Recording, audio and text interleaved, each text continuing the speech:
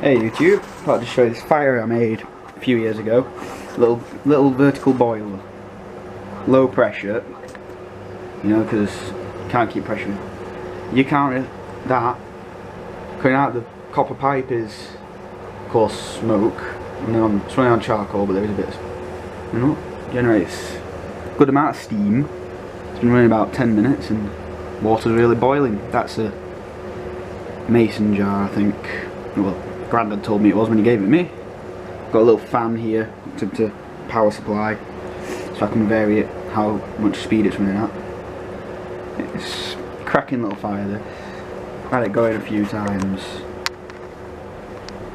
But yeah, I had a little steam turbine that I built that ran with this, but you know the car going past the living area road, as everyone else does really. So yeah, I can turn the fan up. Fire starts burning a bit more fierce.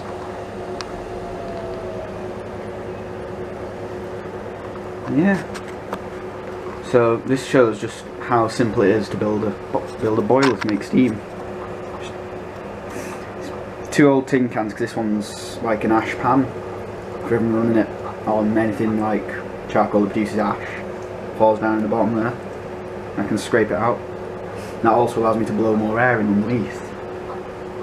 And that fan's getting the smoke out of the garage, because there's quite a lot of smoke when you're starting burning this charcoal, which, as you can see, is starting going out.